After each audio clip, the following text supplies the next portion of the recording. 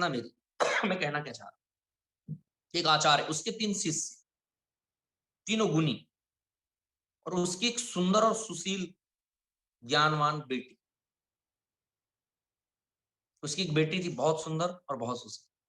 उसके 3 शिष्य, लेकिन विडंबना ये कि तीनों शिष्य उससे प्रेम करते। और ये बात अंदर ही अंदर उसकी बच्ची को, उसकी बेटी को पता थी, उस सुंदर कन्या को पता थी कि मुझसे प्रेम करते। और तीनों एक से एक से बढ़कर एक। समस्या में आ गई। एक दिन ऐसा हुआ कि उसे ये चर्चा अपने पिता से तक करनी पड़ी, और ये बात उस आचार्य को भी पता चली। कहता बेटी, मैं तो बड़े अचमंजस में हूं, बड़ी चीजें हैं, मेरे लिए तो यही नहीं कहा जा रहा है कि मैं क्या कहूं, और ये क्या बात है, और ये कैसे हो। उसको ये समझ में नहीं आया कि ये तीनों शिष्य हैं, बचपन से साथ में दीक्षा ली है। एक के साथ रहूं तो भी जीवन नरक है, दूसरे के साथ रहूं तो भी ऐसा है, तीसरे के साथ रहूं तो भी ऐसा है। सारी उसने सोचा कि नहीं यार, जिंदगी को ही खत्म कर लेना चाहिए, आत्मदाह कर लेना चाहिए। और ऐसा ही हुआ। जब ये चीजें हुई, जब उसका मठ बनाने के लिए, उसे मिट्टी देने के लिए, उसे दफनाने के लिए जब लेकर जाया गया, पकड़ना मेरी बात को, मैं कहां जाऊं। जब उसे लेकर गया, जाया गया, बंदे भी गए, बंदे भी गए, उन्हें भरोसा नहीं हो रहा था। जीती जागती सुंदर कन्या दिखाई दे रही थी, बहुत गुणी थे, सारी चीजें थी, मंत्र जानते थे, शास्त्र जानते थे, विद्या जानते थे, सब कुछ जानते थे। लेकिन दोस्त, जैसे ही उसको दफनाया गया, जैसे ही उसकी समाधि, सारी चीजें करी गई, उसमें से एक बंदा उसी के पास बैठ गया, प्रेम के मंत्र पढ़ने लगा, जोगी हो गया, वहीं धुनी रमाई, उसी के जोग में बैठ गया, वहीं बैठ गया। कहता ये नहीं तो अपन क्या यार। बोले जिंदा ही नहीं सही तो मुर्दा ही सही, वहां से हटा ही नहीं, वहीं जोग लगा लिया, ईश्वर के ध्यान में लगे।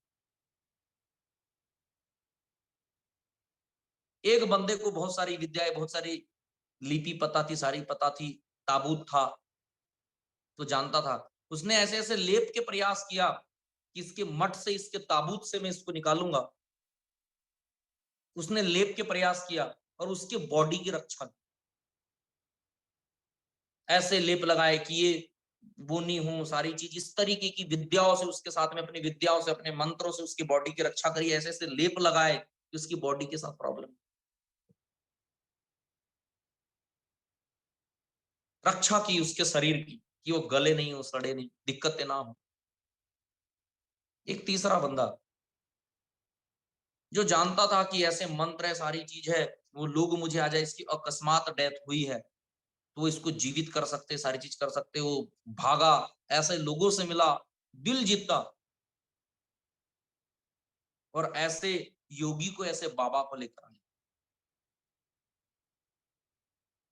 कि जिससे वो उसके अंदर जान लेकर आया। उसने मंत्रों का जाप किया, सारी चीज की, उसे जिंदा की, उसे जिंदा किया। उसके मन में, उसके सामने जैसे ही लड़की हुई, खड़ी हुई, सब कुछ हुई, सारी चीजें, उसने जब अपने आप को पाया, जब उसके अंदर प्राण है, आचार्य भी खड़े थे, उसने अपनी बेटी को देखा, सारी चीजें। लड़की कहती है फिर दिक्कत में डाल दिया आप लोग। आचार्य कहते कि मेरी बेटी करे तो करे, क्या करे। उस सिद्ध बाबा से, उस सिद्ध पुरुष से सारी चीजें पूछने लगे। वो पूछने लगी कि ये तो मुझसे प्रेम करते हैं और ये पॉसिबल ही नहीं है, और मैं किसी का दिल दुखाऊं, ये चीजें नहीं। तो जोगी बाबा कहते नहीं नहीं, जो मिलता है वो कर्म के हिसाब से मिलता है, जो मिलता है वो कर्म, देखो मेहनत तीनों ने करी, लेकिन फिर भी कहता है जो मिलता है वो कर्म के हिसाब से मिलता है। बोले मतलब बाबा जी। सिद्ध बाबा से कहती मतलब बाबा जी। कहता नहीं, तुम्हें तो तीनों से शादी नहीं करनी, इन तीनों का प्रेम ही अलग अलग है। मतलब बोले जैसे टीम में ट्रिप से प्रेम ही अलग अलग है सबका। जिनको लगता है ना बड़ा प्रेम करते, नहीं, सबको एक जैसा प्रेम नहीं। जिसको सही प्रेम होगा उसका टूर विन होगा। सबको एक जैसा डायरेक्ट सेलिंग से प्रेम नहीं है, जिसको है वही लखपति करोड़पति नहीं। कहते हैं तीनों का प्रेम अलग अलग है। लड़की चौंक गई, लड़की चौंक गई, कहती मतलब बाबा जी, मैं समझी नहीं। कहता तीनों का प्रेम अलग है, तीनों का कर्म अलग है। कहता है इसने तुम्हारे प्राण बचा के लाया। कहता है प्राण देने का काम तो पिता का होता है, इसका दर्जा तो पिता के जैसा। ये तुझे मरा हुआ ही नहीं दे सकता, इसका प्रेम अलग है। इसने जो मेहनत करी है, इसने जो करी है, ये पिता के दर्जे के लायक है। कहती कितनी बड़ी बात है कि प्रेम तो, प्राण तो पिता देता है। कहता वो जो जिसने तेरे शरीर को लेप लगा लगा के तेरी सेवा करी, सारी चीज करी, तेरी रक्षा करी, कहता ये काम तो भाई का है।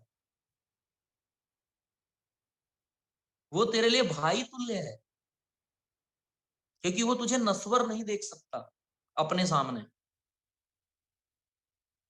तो फिर बाबा जी कहता असली तेरा प्रेमी तो वो है जिसे तुझे जिंदे में भी प्यार है, जिसे तुझ तेरे मुर्दे से भी प्यार है।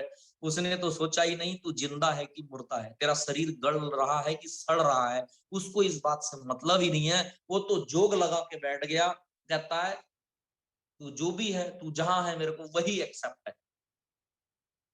तू जिंदा है तू भी एक्सेप्ट है, मोहब्बत तुझी से है। तू मरी हुई है तो भी तू ही मुझे एक्सेप्ट। तुझसे जिंदा में भी उतना ही प्रेम है, और साला तेरी समाधि से भी मेरे को उतना ही प्रेम है। तू ताबूत में भी है तो उतना ही प्रेम है। तेरे जिंदा शरीर से भी मेरे को उतना ही प्रेम है। तेरे गले हुए शरीर से भी उतना ही प्रेम है। जब तू ही नहीं तो मैं क्या, बैठ गया है भगवान की जोग लगा के बैठ गया है, तेरे प्रेम में बैठ गया है। कहता ये तेरे प्राण लेने भागा, ये तेरा शरीर बचाने भागा, और ये कहीं नहीं भागा, तुझे ही सौंप दिया इसने। कहता प्रेमी तो ये है, प्रेमी तो ये है। अंडरस्टैंड करो, जिसने प्राण लाए क्या उसने मेहनत नहीं करी? जिसने शरीर को बचाया क्या उसने मेहनत नहीं करी? और जो जोग लेके बैठ गया क्या उसने समर्पण नहीं दिया? लेकिन प्रेम मिला उसको जिसने समर्पित किया अपने आप। अगर वो कहे कि बाबा मैंने भी मेहनत करा हूं, वो करे मैंने भी मेहनत, लेकिन उसने कहा प्राण तू तो पिता तुल्य है, तू तो भाई तुल्य है। ऐसे ही लोग मुझसे कहते हैं सर मेहनत तो मैं भी कर रहा हूं, मेहनत तो मैं भी कर रहा हूं, लेकिन तेरी मेहनत में समर्पण नहीं है बेटा, त्याग नहीं है तेरी मेहनत में। जब समर्पण होता है, जब त्याग होता है, जब अपने काम से अपने चीजों से प्रेम होता है, जैसे उसको उससे प्रेम था हर चीज में, वैसे ही जिसको अपनी फील्ड अपने काम से प्रेम होता है, हर कंडीशन में मैं कुछ भी करूंगा लेकिन बस तेरे ऊपर निछार हूं।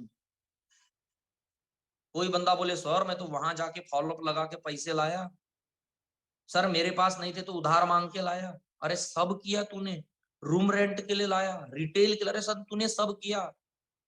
तू बस उस पिता के जैसा है, पता है, जो उसके प्राण बचा के लेके आया ना, तू उस पिता के जैसा है। तूने वो लाया, लेकिन अपने आप को समर्पित किया प्लान फॉलो पर रिटेल में। एक बंदा है कहता पकड़ना बहुत बड़ी स्टोरी है ये। एक बंदा कहेगा मैंने पैसे लाया, मैंने रिटेल किया, मैंने रूम का रेंट का दिया, मैंने पेट्रोल डाला, मैंने फॉलो किया सारे, अरे तूने सब किया। मैंने रहने के लिए, मतलब मैंने रहने के लिए तूने व्यवस्था बनाई टीम के साथ, तू तो पिता है। तूने जिंदा रहने का काम किया है, जिंदा करवाने का काम किया है, रहने का काम किया है। क्या तूने मीटिंग ट्रेनिंग काउंसलिंग अपलाइन की बातें, रिजल्ट, पैसा, दुनियादारी, डीटी आईडी? एक बंदा बोले सर मैंने टीम को बचाया, सर मैंने मीटिंग करी, ट्रेनिंग करी, काउंसलिंग करी, टीम को जिंदा रखा, बताया कि अपलाइन कितनी जरूरी, डायरेक्ट सेलिंग। तूने भाई का काम किया, तूने टीम की रक्षा किया है उस बेल्ट में बैठ के। तूने उस बेल्ट में बैठ के टीम की रक्षा किया है, रक्षा तूने भाई का काम किया है। तेरे पास इज्जत हो सकती है, तेरे पास सब कुछ हो सकता है। बंदा कौन है? समर्पित, जिसने जोग ले ली। सर मैं तो गया, रिटेल किया, प्लान भी किया, फॉलोअप भी किया, रूम का रेंट भी दिया, टीमों को भी पैसे कमाया, खुद भी कमाया, उनका भी लेवल लाया, अपने ऊपर भी लाया। मतलब उसको अपने काम से जोग है, उसको अपने काम से मोहब्बत है, मोहब्बत। वो अपने काम के लिए समर्पित है। उस बंदे ने समाधि कहां ली? बेल्ट में ली, बेल्ट में। मतलब उसकी बंदी जहां, बंदा वहां। एक प्राण लेने भागा, एक बॉडी बचाने भागा, लेकिन एक बंदा कहां? बंदी जहां बंदा वहां। वो जिंदा थी तो उसके घर पे था, वो मृत्यु हुई तो शमशान घाट पे था। ताबूत के पास था। समझ रहे हैं? तो बंदा कौन सही? जहां धंधा वहां बंदा। जैसे जहां बंदी वो बंदा था, जहां धंधा वहां बंदा। उसने प्योर समर्पित किया आपको। क्या आप जहां धंधा वहां रहते हो? Meet the plan so the meet the people so the plan करते हो? भाई साहब, कहने का मतलब यह है, जैसे जहां बंदी वहां बंदा था, उसे प्रेम मिला, उसे जो मिली, सही ग्राउंडर वो होता है, सही नेटवर्कर वो होता है जहां पे उसका बंदा होता है, वहां पे वो होता है। जहां धंधा होता है वहां बंदा होता है। आप अपने अपलाइनों को देख लो, जहां कार्निवाल, जहां बेल्ट, जहां सेमिनार, जहां होटल, वो वहां होता है। जहां भीड़ वहां स्पीच देता है, वहां ट्रेनिंग मीटिंग लगाता है। मतलब जहां धंधा होता है वहीं तुम्हारा बंदा होता है। समझ रहे हैं बात को? इससे